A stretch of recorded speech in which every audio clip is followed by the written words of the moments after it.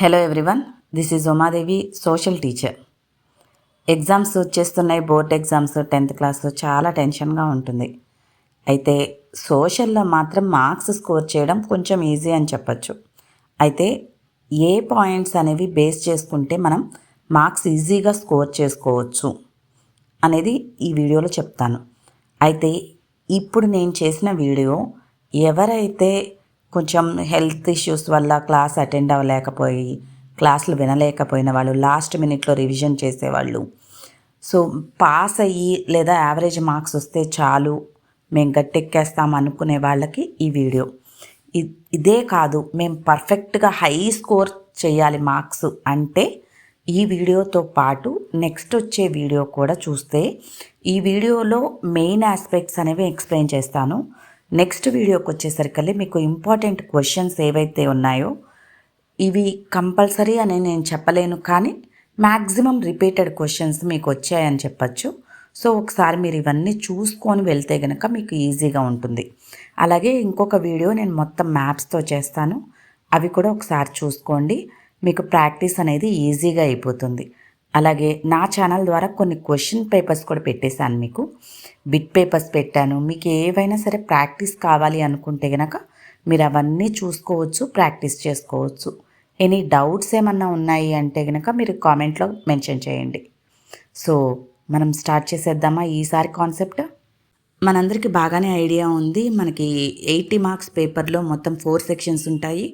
Section 1, 2, 3లో questions ఉంటాయి. 4th రో మనకు వచ్చేసరికి 4th సెక్షన్కి బిట్ పార్ట్ ఉంటుంది, అది 20 మార్క్స్కి. అవునా? దీంట్లో మనం కొంచెం స్కోరబుల్ ఈజీగా అంటే అటెంప్ట్ చేయొచ్చు, మనకి మార్క్స్ గెయిన్ చేయొచ్చు అనేవి కొన్ని ఆస్పెక్ట్స్ చూద్దాం. దాంట్లో ఫస్ట్ వచ్చేసరికి మనకి comment writing or interpretation, next వచ్చి అనాలిసిస్ రైటింగ్. ఈ రెండు మెయిన్ అని చెప్పుకోవాలి. ఎందుకు అంటే ఈ కమెంట్ రైటింగ్ 4 మార్క్స్కి ఉంది, 6 మార్క్స్కి ఉంది. అనాలిసిస్ రైటింగ్ 4 మార్క్స్కి ఉంది, 6 మార్క్స్కి ఉంది. So 4 marks, 6 marks, totally comment writing for 10, analysis writing for 10, 20 marks. 20 marks సరే మనం పర్ఫెక్ట్గా రాయలేకపోయినా అట్లీస్ట్ 16-17 మార్క్స్ మనం స్కోర్ చేయగలం. అలా స్కోర్ చేయాలి అంటే పారాగ్రాఫ్ వాళ్ళు ఇచ్చింది అర్థం చేసుకొని దాన్ని డివైడ్ చేసుకోవాలి. ఎలా డివైడ్ చేసుకోవాలి అంటే వీటికి కొన్ని సబ్ హెడింగ్స్ ఉన్నాయి. ఈ సబ్ హెడింగ్స్ని బట్టి మనం ఆ పారాగ్రాఫ్లో ఉన్న కంటెంట్ని మనం అర్థం చేసుకొని దానికి ఈ కమెంట్ అండ్ అనాలిసిస్ రైటింగ్ వచ్చేసరికల్లే ఒక్కొక్కళ్ళు ఒక్కొక్క విధంగా రాస్తారు. అంటే వాళ్ళు పెట్టే సబ్ హెడింగ్స్ అనేవి కొంచెం డిఫరెంట్గా ఉంటాయి. నేను మాత్రం ఇక్కడ గవర్నమెంట్ వాళ్ళు టీసాట్ దాంట్లో వచ్చిన వీడియోస్ అండ్ వాళ్ళు ఇచ్చిన గైడ్లైన్స్ని బట్టి ప్రిపేర్ చేశాను. సో చాలా యాక్యురేట్గా ఉంటాయి. కమెంట్ రైటింగ్ అనేది వాళ్ళు ఒక పారాగ్రాఫ్ ఇస్తారు, ఆ పారాగ్రాఫ్ అనేది ఫస్ట్ మనం రీడ్ చేయాలి. సో దానికి నేను ఇక్కడ ఎగ్జాంపుల్ మీకు ఒక పారాగ్రాఫ్ చూపిస్తున్నాను. Recent data on the status of ground water resources in India suggests that the groundwater is under serious threat of overuse in many parts of the country. Nearly 1/3 of the country is pumping out more groundwater than what goes in as recharge. ఈ paragraph చూస్తుండేనే మనకు అర్థమైపోతుంది ఇది ground water గురించి, దాన్ని ఎలా save చేయాలి, మనం ఎంత వేస్ట్ చేస్తున్నాము, ఇవన్నీ. సో ఈ పారాగ్రాఫ్లో మనకిచ్చిన కంటెంట్ని బట్టి మనం పారాగ్రాఫ్ని రీడ్ చేసి 2-3 టైమ్స్ రీడ్ చేయాలి. ఓన్లీ 1 టైం రీడ్ చేస్తే మీకు కుదరదు. 2-3 టైం రీడ్ చేసిన తర్వాత దీన్ని ఎలా రాసుకోవాలో చూడండి. ఫస్ట్ సబ్ హెడింగ్కి వచ్చేసరికల్లే ఇంట్రడక్షన్ పార్ట్. అంటే మనము ఇంట్రడక్షన్ అన్న పెట్టచ్చు, లేదా అండర్స్టాండింగ్ ద గివెన్ పారాగ్రాఫ్ అన్న హెడ్డింగ్ పెట్టాలి. దీనికి 1.5 మార్క్ అలాట్ చేశారు. అంటే ఒక పారాగ్రాఫ్కి వాళ్ళు ఇచ్చిన మార్క్స్ కూడా ఈచ్ సబ్ హెడింగ్ వైజ్ వాళ్ళు డివైడ్ చేశారు. So introduction or understanding the given paragraph, ఈ ఆస్పెక్ట్కి వచ్చేసరికి ఇక్కడ మనం ఏం రాసుకోవచ్చు? రీసెంట్ డేటా ప్రకారం గ్రౌండ్ వాటర్ రిసోర్సెస్ అనేవి ఇండియాలో తగ్గిపోతున్నాయి. దానికి మనం కొన్ని సజెషన్స్ అనేవి, కొన్ని మెజర్స్ అనేవి తీసుకోవాలి. అలాగే ఎవ్రీ ఇయర్ మనం రీఛార్జ్ అవుతున్న గ్రౌండ్ వాటర్ని కూడా ఎలా మిస్యూజ్ చేస్తున్నాం అనేది వీళ్ళు మెన్షన్ చేశారు. సో ఇది అండర్స్టాండింగ్ ద గివెన్ పారాగ్రాఫ్లో మీరు రాయాల్సిన పాయింట్స్ ఏవైనా సరే పాయింట్ వైజ్గానే రాయాలి, పారాగ్రాఫ్ వైజ్గా రాయొద్దు. పాయింట్ వైజ్గా రాసేటప్పుడు ఇక్కడ recent data what it ప్రెడిక్ట్స్ that there should be some sort of suggestions to recharge the underground water. Why? Because we are there in the serious threat by using over usage of groundwater in our country. ఈ paragraph ఇలా రాస్తే మనకి పారాగ్రాఫ్లో ఏముందనేది అర్థమైందనేది మనకు తెలిసిపోతుంది. Next sub heading interpretation అంటే ఓవరాల్గా ground water recharge గురించి ఎంత ప్రాబ్లమ్స్ ఉన్నాయనేది నీ ఓన్గా కొన్ని 2-3 పాయింట్స్ రాసేసుకోవచ్చు. Next reasons. అసలు మనం ఈ టాపిక్ గురించి ఎందుకు డిస్కస్ చేసుకుంటున్నాము అంటే అండర్ గ్రౌండ్ వాటర్ అనేది తగ్గిపోతుంది. దానికి రీజన్స్ ఏంటి? Over usage first point, negligence, human beings negligence. Third point industrialization. The rains are less frequent. Tree cover has reduced. Tube wells and hand pumps are used for irrigation. The course of the rivers is being changed and dams built. So ఇలా మనం ఎన్ని reasons అంటే ఒక 4-5 reasons అనేవి మీరు mention చేయగలుగుతారు. అవి కూడా మీకు యాక్చువల్గా ఇది జనరల్ టాపిక్ కాబట్టి ఎవరైనా ఈజీగా రాయగలుగుతారు. నెక్స్ట్ సబ్ హెడింగ్కి వచ్చేసరికి problems. Okay, over usage water, under ground water usage అనేది ఓవర్ యూసేజ్ చేస్తే ప్రాబ్లమ్స్ ఏమవుతాయి? ఈ వాటర్ అనేది డిక్లైన్ అయిపోతూ ఉంటే నెక్స్ట్ ఇది దేనికి దారితీస్తుంది, ప్రాబ్లమ్స్ ఏంటి?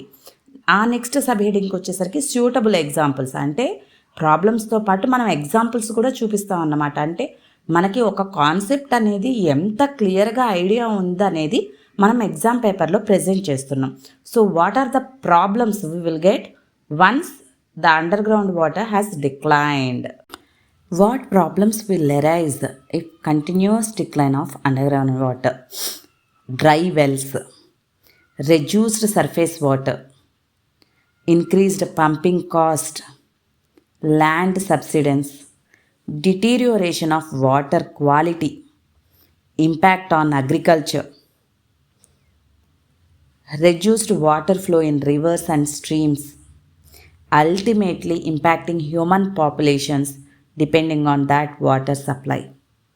సో ఇక్కడ మనం ఏం మెన్షన్ చేస్తున్నాము? వెల్స్ డ్రై అయిపోతాయి, వాటర్ ఫ్లో రివర్స్లో స్ట్రీమ్స్లో డిక్రీజ్ అయిపోతుంది, అండర్ గ్రౌండ్ వాటర్ అనేది సింక్ అయిపోతుంది, అలాగే అగ్రికల్చర్ మీద ఎక్కువ ఎఫెక్ట్ చూపిస్తుంది. ఫైనల్గా హ్యూమన్ పాపులేషన్ వాటర్ సప్లై కోసం చాలా ప్రాబ్లం ఫేస్ చేయాల్సి ఉంటుంది. ఇవి మనము ఏ ప్రాబ్లమ్స్ అరైజ్ అవుతాయి అండర్ గ్రౌండ్ వాటర్ అనేది డిక్లైన్ అయితే అనేది మెన్షన్ చేస్తున్నాము. Next sub heading we have to mention about the example here we can mention the situation in the Punjab reason of India. Punjab ఇండియాలో రీసెంట్గా మనకి గ్రౌండ్ వాటర్ లెవెల్ అనేది సిగ్నిఫికెంట్గా పడిపోతూ ఉన్నాయి. దాని లెవెల్స్ అనేది ఎగ్జాంపుల్గా మీరు రాయొచ్చు. Next sub heading suggestions. What suggestions you are going to give to regenerate the underground water? That is the next sub heading. You can mention about rain water harvesting, implementing efficient irrigation practices, regulating groundwater extraction, construction recharge wells or pits, promoting water conservation measures, like that. So వ్యాలిడ్గా ఉన్న కొన్ని suggestions mention చేయొచ్చు. Last heading conclusion. ఓవరాల్గా conclusion మనం ఏమి ఇవ్వాలి? Underground water is very much essential at present. Why? Because most of the farmers has to depend on the underground water only for the cultivation. Why? Because the rains will not be for throughout the year. So saving and conserving the underground water is very much essential. Conclusion part completed. So in totally how many subheadings we have written? Based on that the division of the marks will be. So మీరు mention చేసిన sub headings ద్వారా మాత్రమే మీ marks అనేది categorize చేస్తారు. One more time నేను sub headings అన్ని మళ్ళీ రివైజ్ చేస్తున్నాను. First one introduction or understanding the given paragraph. Second sub heading interpretation. Third one reasons. Fourth one problems. Fifth one suitable examples. Sixth one suggestions. Seventh one conclusion.